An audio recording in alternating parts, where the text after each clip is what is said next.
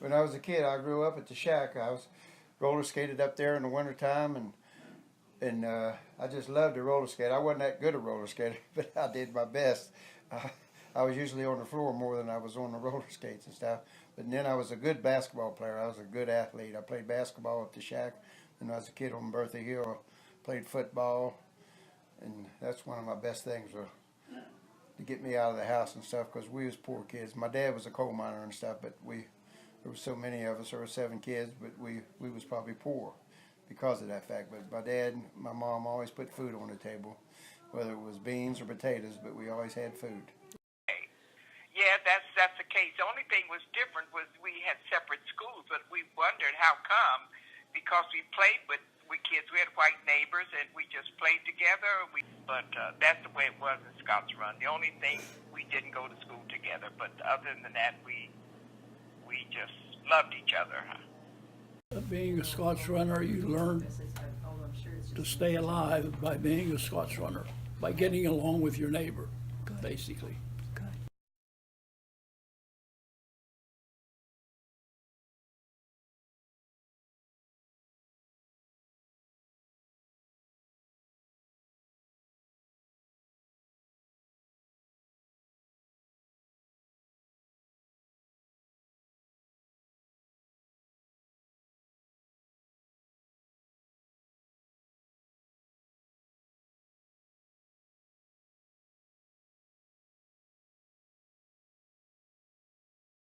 There was a soup line for the blacks and a soup line for the whites, and that certainly proves it. Yes, it does.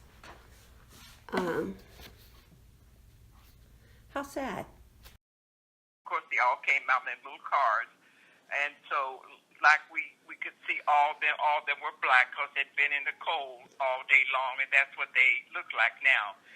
And all the people in Osage, they're just good people. And I've been all up and down the East Coast. I took my wife and daughter to Florida when she was only 9 years old, and I met people all my life, but there's no place like Osage. They're just friendly, good people. Blacks and whites, they get along like brothers and sisters. And there's no prejudice down here. The only time you have trouble in Osage is people that from out of town. That's the only time there's ever trouble in Osage. I remember when I was a kid, I was so poor. I only had 1 pair of shoes, and I asked God to help me get a job in the coal mines, because I wanted to be a coal miner all my life. Because my dad was a coal miner, my granddad was a coal miner, my uncles, my older brothers was a coal miner, and I did get a job in the coal mines. I worked in the coal mines for 35 years, and I had so many shoes at one time. I bet you I had 35 pair of shoes, counting dress shoes, tennis shoes, and work shoes.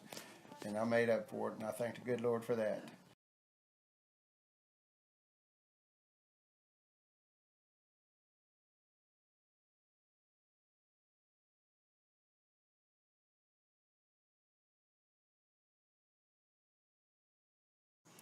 Well, you can't fight water. You can just wait till it recedes. You can fight fire with water, but you can't fight water with nothing. You can just hope and pray to God that people don't drown, and you just got to wait till it, like I say, till it recedes.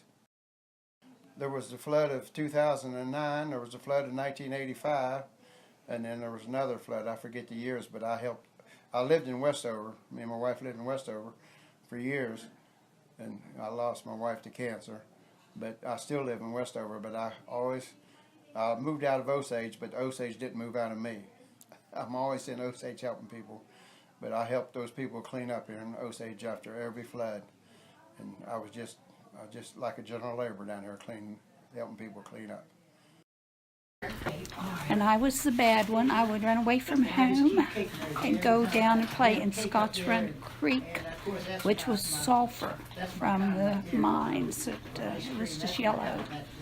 And of course, Mom or Dad or one of the older in the family would have to come and gather me from the creek. No, we only had women teachers, and sometimes people felt that, you had all those tough boys and things like that, and no one was tougher than those teachers, because they would teach you a lesson in a minute, whether they had to twist your ear or use a ruler in your hand or drop your pants and get that paddle from well, it was Mrs. Crook when I was up there, later Mrs. Slaughter.